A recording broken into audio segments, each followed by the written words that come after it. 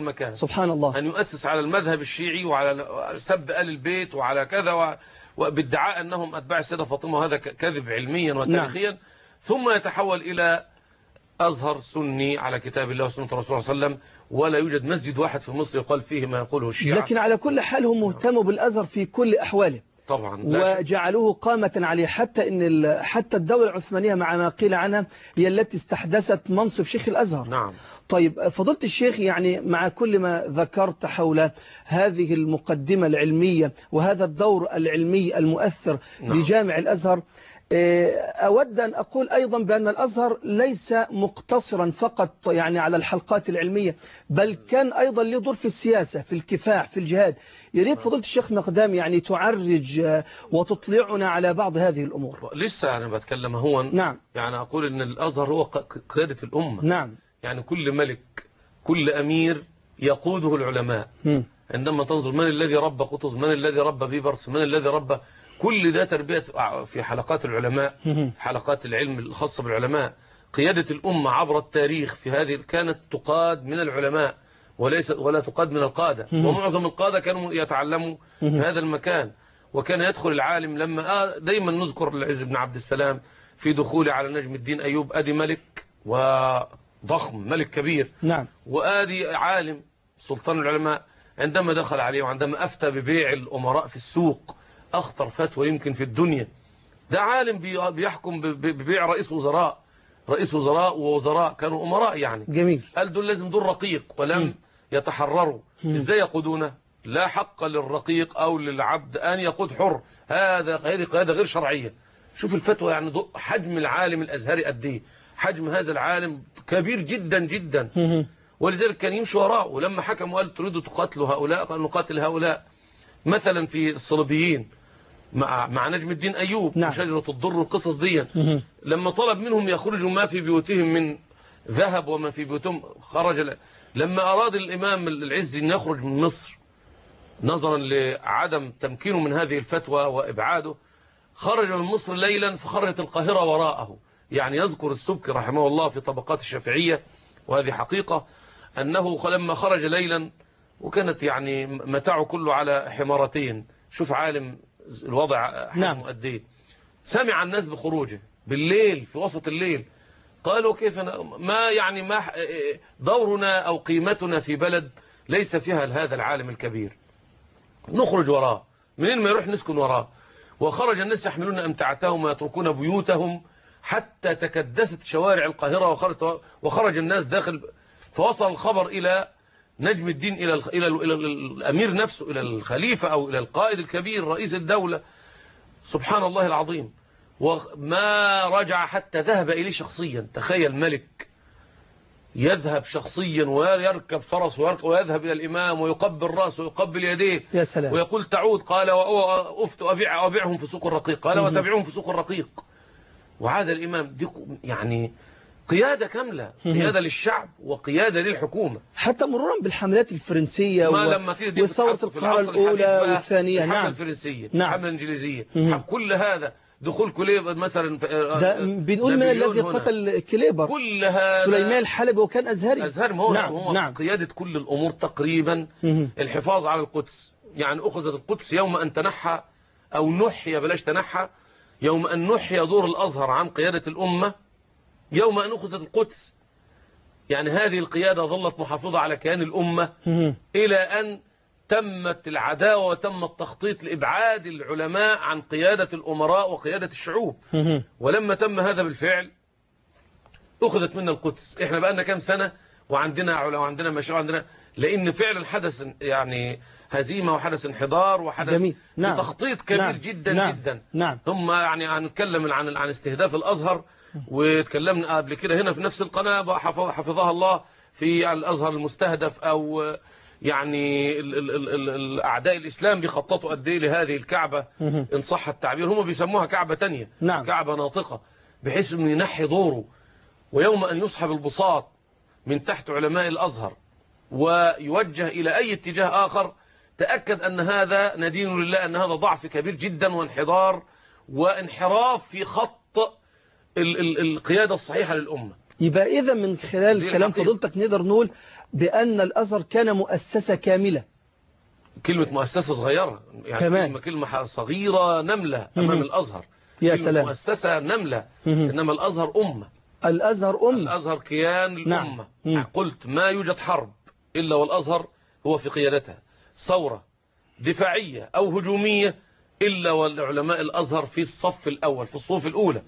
لك أن تعلم أن أي تخطيط، أي تعيين قائد، تعيين رئيس، تعيين ملك، لو تقرأ في مجلة الأزهر القديمة الأعداد الأولى اللي هي من أكثر من 80 سنة كيف كان يتعامل مثلا الشيخ الإمام مصطفى المراغي الإمة، كيف كان يتعامل مع الملك، كيف كان يتعامل مع الملك فؤاد والملك فاروق والملك، ترى عجب أن لها كيانات ضخمة جدا جدا.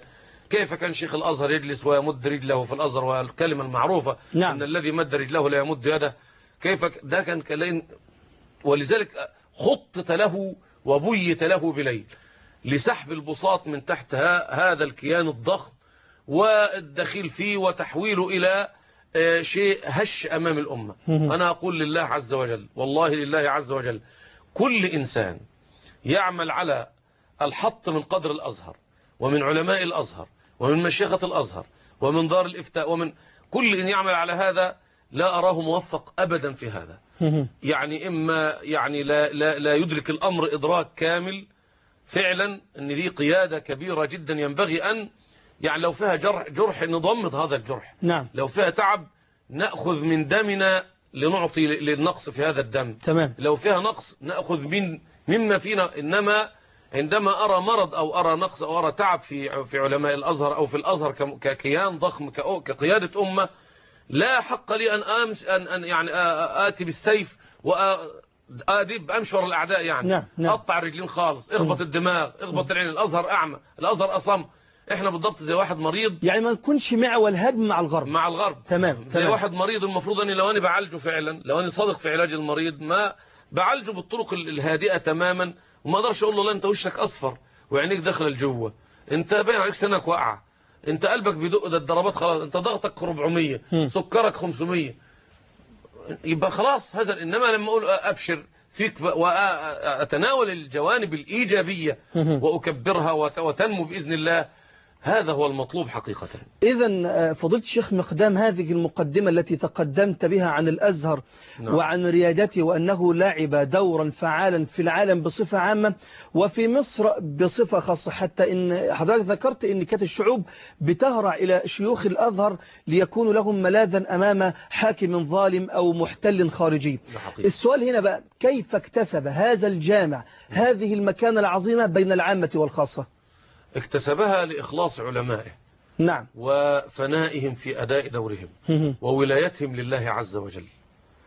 يعني أنا أذكر أن أحد العلماء بيحكي لنا يعني من مشايخنا إن أرادوا في وقت من الأوقات أن ينحوا شيخ الأزهر عن منصبه قبل أن يقال إن الأزهر شيخ الأزهر لا يستقيل ولا يقال. قبل هذا القانون، ده كلام أيام قبل الثورة يعني. فأرادوا أن ينظروا ماذا يعمل هذا الشيخ حياته، فتتبعوا الرجل فوجدوه بعد أن ينتهي من مشيخته وبعد أن ينتهي من الإدارة العلمية الكبيرة هذه يذهب سرا إلى حمامات الأزهر ويغسلها. يا الله. هذا الرجل قالوا طب نعمل إما نعاقبه بنعمل في إيه؟ هنعاقبه نقعده في البيت؟ ده هو معامل في نفسه خلاص. الأزهر فيه كان فيه يعني أقطاب، كانوا علماء ربانيين صالح فعلا. كانوا نعم. أجل من الملوك، علماء ربانيين بالفعل، أولياء صالحين. نعم. لا يخاف إلا الله بالفعل.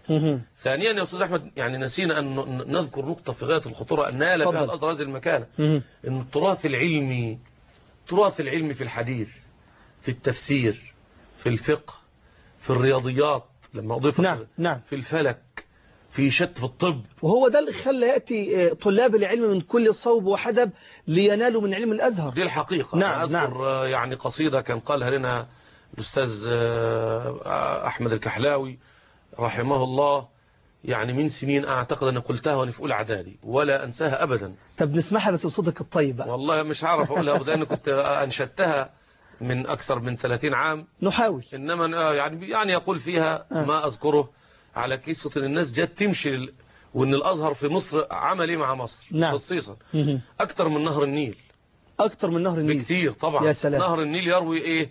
يروي الابدان ويروي نعم. ده شيء طبعا، انما ده روى الارواح وروى القلوب وروى العقول وحافظ الله عليها. الله. فيقول نحن الازاهر والثنى بالازهر المعمور، قرآن ربي درسنا في ساحة من نوري، مصباح طه ها هنا الله يحمي القلوب من الدجى، أضواؤه أبصارنا وحديثه أقوالنا، نحن الهداية والذرى والله أكبر صوتنا، دين وعلم للورى وجداول لتراثنا. ثم يقول رفع الكنانة أزهر. يا سلام يا نعم. سلام يا سلام. رفع الكنانة أزهر، مصر الأزهر. نعم. كل تاريخ فرعوني ومش كل ده لخبطة. مصر الأزهر، هذه الحقيقة. رفع الكنانة أزهر فمشت لها الركبان، حمل الرسالة أزهر يا فخرنا يا عزنا، نحن الأزاهر والسنة. يا سلام يا سلام. نعم، هذه حقيقة مؤكدة.